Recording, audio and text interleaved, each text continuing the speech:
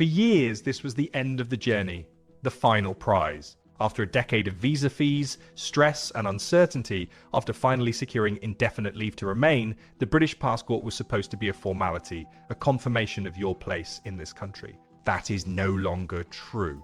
In 2025, the path to citizenship is not the final step.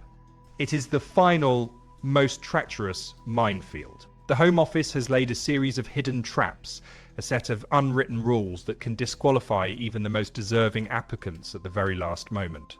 These are the secret citizenship bans, the ghosts in the machine designed to catch you out when your guard is down. Today, we are going to expose the 5 critical citizenship bans that everyone who holds ILR or hopes to one day must understand. Your belief that ILR means you are safe is the most dangerous assumption you can make. Before we arm you with this vital knowledge, I need you to do something important. Share this video with every single person you know on a UK visa.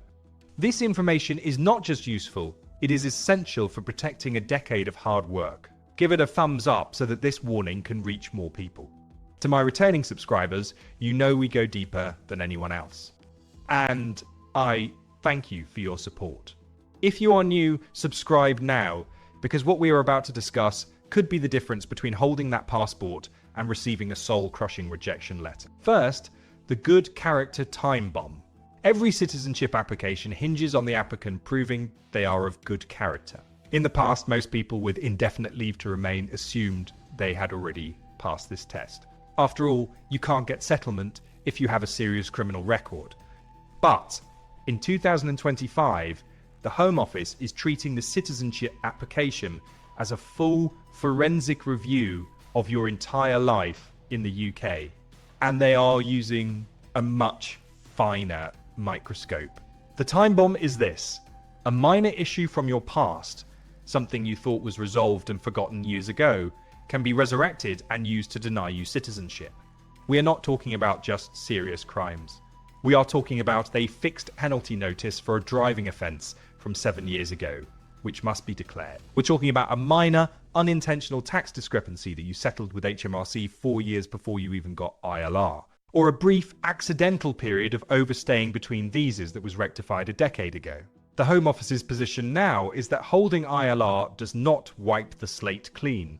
They will re-examine every single piece of data they have on you, and if they find anything that, in their opinion, demonstrates a lack of respect for the law, they can refuse you. It is a retroactive punishment.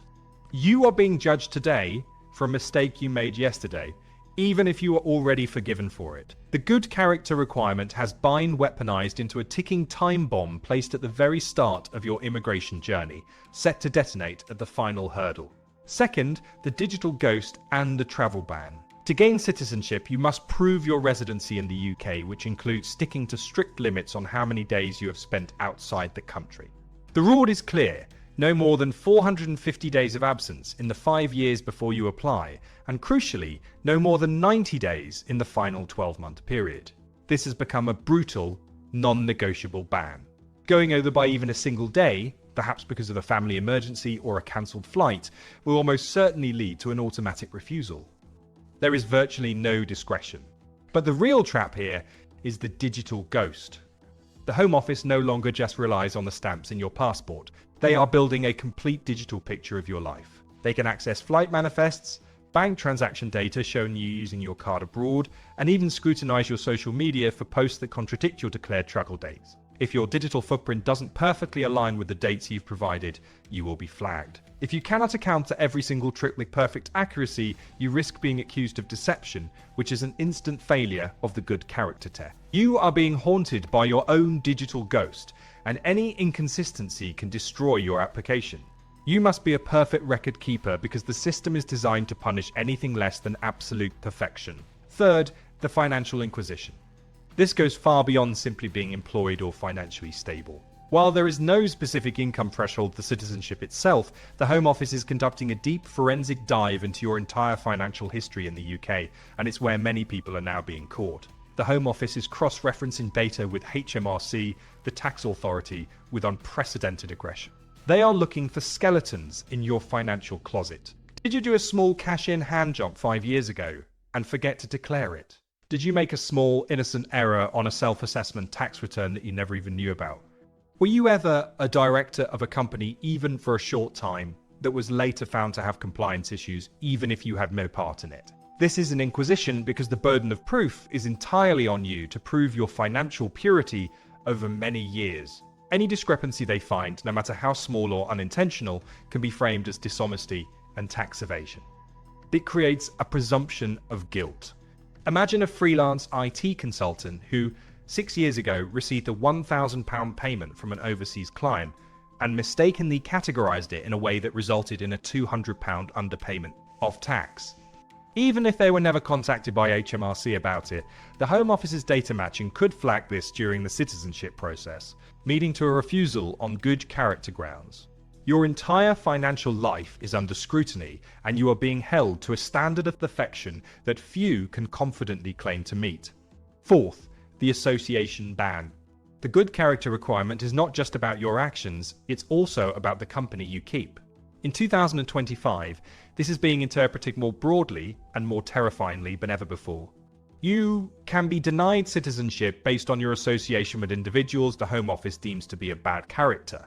This is not just about being friends with convicted criminals. It can be far more tenuous. It could be a business partner who, years after you parted ways, was investigated for fraud. It could be a tenant in a property you rent out who is involved in illegal activity without your knowledge. The true danger here is that you can be judged on information you are not even aware of. The Home Office can use intelligence or evidence that is not disclosed to you, citing national security or confidentiality. You could be refused citizenship because of someone else's actions, and you may never be given a clear reason why. It creates a chilling effect, forcing you to question every personal and professional relationship you have. Your life's biggest achievement could be denied because of a person you barely knew whose wrongdoing you had no part in. Finally, the future intentions ban. This is the most subjective and forward-looking trap. To become a citizen, you must declare that you intend for the UK to be your principal home for the future. In the past, this was largely taken at face value for someone with ILR. Now, the Home Office is actively looking for evidence to contradict your declared intention. They are looking for signs that you might be a citizen of convenience, someone who wants the passport for its travel benefits but plans to live elsewhere. What evidence are they looking for? Maintaining a large property portfolio or significant business interests in your country of origin can be a red flag. Having your spouse or children living primarily overseas is another. They are even scrutinizing social media. Have you posted online about your dream of retiring in the sunshine of your home country? Have you talked about plans to move to another country for work once you have the security of a British passport? This is a full police ban. The Home Office is attempting to read your mind and judge your future plans. You are being denied a present reality citizenship based on their speculation about your future. It's a final, cruel twist. After spending a decade proving your commitment to the UK, you can be denied for simply dreaming of a future that doesn't fit their narrow definition of permanent settle. So, there you have it. The 5 hidden bans. The time bombing your past, the digital ghost of your travels, the financial inquisition, the danger of association, and the judgment of your future thoughts. Getting ILR is no longer the end of the marathon. It is the start of the final, precarious sprint across a minefield. Your future in the UK depends on you understanding these traps. Thank you for watching. I urge you to be meticulous, review your history, check your records, and be prepared. Please share this video and let's talk in the comments. Let's make sure no one else walks into these traps blind. Stay safe and stay informed.